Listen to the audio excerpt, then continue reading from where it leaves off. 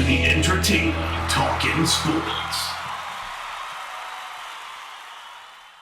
What is going on, football fans? Back at it with another New York Giants video. And in this video, I'm going to talk about whether or not the New York Giants should extend Jabrill Peppers and Evan Engram on the 5th year of their rookie option, on their rookie contract. And I'll probably have another video up today as well, guys, and I hope everybody's staying safe out there. But before I get started, I just want to give a quick shout out to one of my best subscribers on Twitter. Kevin McManus asked me this question, and that's why I made the video. So thank you, Kevin, for the great question. He said, Chris, what should the Giants do regarding Engram and Peppers on their 5th year rookie options? He approximated Engram to be making $5.8 million and Peppers to be making $6.5 million if the Giants decided to extend them. When I did some research, I actually found Peppers' number to be decently higher than what Kevin came up with. Engram is right around that. I think it might be slightly higher, but right around that figure. And my answer, I think, would be the same whether or not the price was a little bit higher for either one of those individuals. And I'll give you guys my answer in this video if I would extend both, if I would extend one, or if I would extend neither. Now, of course, the benefit to extending a player on the 5th year of their rookie contract, if they're worth it, it's a hell of a lot cheaper than giving them a franchise tag. You franchise tag a player, it's going to be a lot more money. It's going to be almost like double what it would cost to extend them on the rookie deal. Now, the kicker to this is the Giants and every team around the NFL, when they extend the rookie on the 5th year option of their rookie deal, they have to decide to do this before the start of their 4th season. As a matter of fact, they have to make this decision within a month. At the beginning of May, or at least that's the way it was the last couple of years. I didn't see it announced this year. It may be slightly different due to the fact with the new CBA and everything seems to be getting pushed back. But if it stays around the same, it would be at the beginning of May. The New York Giants would have to make this decision of whether or not they're going to extend Evan Engram and Jabrill Peppers on the 5th year of their deals. Now, the reason why this could be a bit of a decision here, they both have injury history. Peppers missed time last year with the New York Giants. He's only spent 1 year with the team. And Evan Engram, of course, has missed 14 games in his first 3 seasons combined. And he's coming off an injury. He's supposedly still in a walking boot and will not be ready until training camp. So that is why the New York Giants might be in a bit of a pickle here with both of these players. I've been pretty outspoken if I were the New York Giants that I would look to trade Evan Engram if the right deal presented itself. I wouldn't trade him just to trade him, but that doesn't necessarily mean that I wouldn't extend them on the rookie deal, and I'll explain why in this video. It's pretty self-explanatory as to why, if I was going to extend them, why I would, but I would still potentially look to trade them. But I'll tell you guys at the end of the video whether or not I would extend both of these players. But before I do, I wanted to get into the exact salary figures and why these figures are the way they are for both of these players if the New York Giants decide to extend both of them on the 5th year option. Now, this explains picks 11 to 32, and what I should have explained earlier, you could only extend a first-round pick on the 5th year of a rookie deal. The way rookie deals work, they're all 4-year deals, but if you're between rounds 2 and 7, you can't there's no rookie option. The reason being, if I had to guess, I could be wrong, they don't make nearly as much money as a first-round pick, and, obviously it's much more beneficial for them at the open market, being that they haven't made much yet on the 5th, in their 5th year. For a first-round draft pick, they make a lot of money. Evan Engram and Peppers are both late first-round draft picks. They've both made over $10 million throughout their careers already, and obviously they're going to make, more after this season. So that would be the reason, at least in my thinking. Engram, of course, was the 23rd overall selection. I think Peppers was 27th.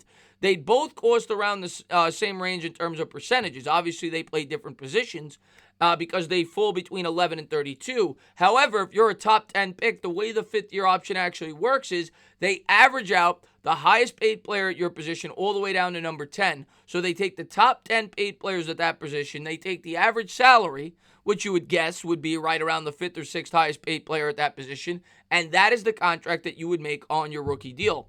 Because Engram and Peppers are picked between 11 and 32, this is the way their salary would break down. For players selected between 11th and 32nd in the first round of the draft, the same calculation is used to compute their salaries. The difference lies in what is averaged. Rather than the top 10, the 3rd highest paid all the way down to the 25th highest paid is averaged out over the highest prior year salaries for the player's position that will be used. Another thing that I should have made note of is, of course, the salary cap is going significantly higher next year, about triple in terms of percentage in which it normally does, which would give the Giants more incentive to extend both of these players. Now, I'm going to go over what the highest between, 3 and 25, because that's what we're evaluating here for both the tight end and safety position. These are the tight ends. Kelsey being the third highest paid, making an average salary of $9.36 million a year, all the way down to Ed Dixon, who's 25, who makes $3.56 million a year. Now, I didn't average out all the salaries, but if you look in the middle, it's right around $6 million, and that, I think, is about what it would cost for Evan Engram. So his figures there were right about right. 5.8. I would say it would be anywhere between 5.8 and maybe 6.2. Up or down on the $6 million, a little here, a little there. And then as far as Peppers goes, Peppers, of course, is going to be a little bit higher because safeties make more than tight ends. Landon Collins, the former Giant, is the third highest paid safety in terms of annual salary at $14 million a year. Von Bell is the 25th highest paid safety, who makes $6 million a year. In the middle, you're going to have right around $9 million. I would say it'd be about $8.5 to $9 million. Yes, the $14 million is high, but most of the salaries are below 10. I would say it'd be about $8.5 to $9 million if you were to keep Peppers. Now, if you were to keep both, that's going to be between about $14 to $15 million on next year's cap if the Giants decided to keep both. Now I'll get into whether or not I think the Giants should keep both, should keep one, or should keep neither. As far as the salary cap goes next year, the New York Giants, like I've said numerous times, after cutting Solder, will have about $90 million after all the salaries have been calculated with the new players on the roster, and I'm sure they'll be able to make some other necessary changes to try to bump that up to 100. Of course, I've also expressed if Barkley stays healthy, I would look to extend him after his third year, and I give my reasoning. I don't need to give it again. For the simple reason that it would keep him within his prime when you were paying him top dollar. That would be about a $10 million increase on average of his yearly salary this year, which would kind of knock that 90 to 95 down to 85. Like I said, if you were to keep both of these players, it would knock off another $15 million.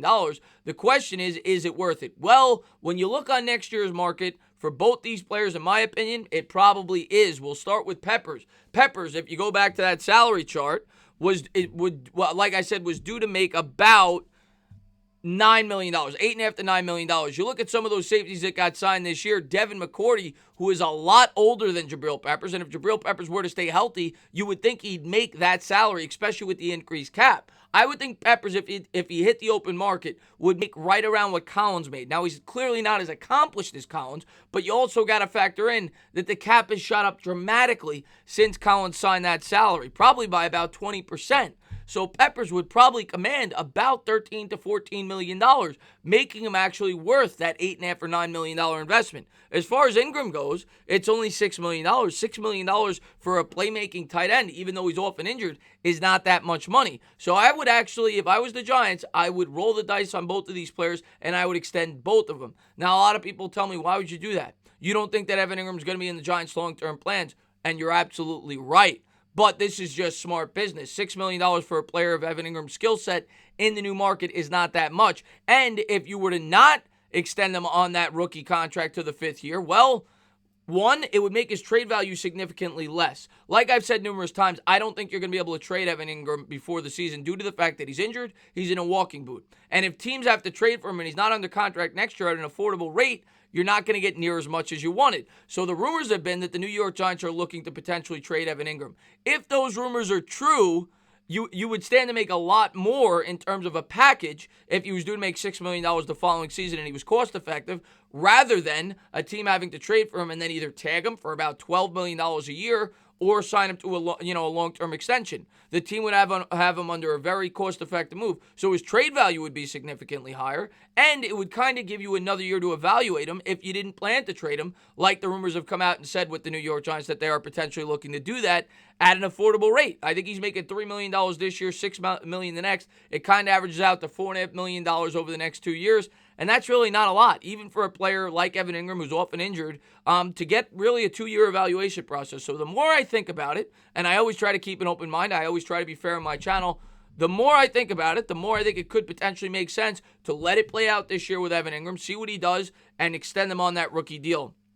If he plays really well within season, though, this year, and you're 2-5, 2-6, I think that his market would be significantly higher if you extended him this May to the 5th-year deal on that rookie deal and could potentially look to trade him for, within season if he's not in the long-term plans. And if you're not sure, you get another year with a cost-effective salary to determine whether or not you want to give this guy a 3 or 4 year extension with other pending free agents on your roster. Guys like Daniel Jones, Saquon Barkley, and you're going to have to figure out which players you want to extend and which players you don't. But I think it just makes sense to extend both of these guys on the 5th-year deals of their rookie contracts, especially with the salary cap set to skyrocket next year.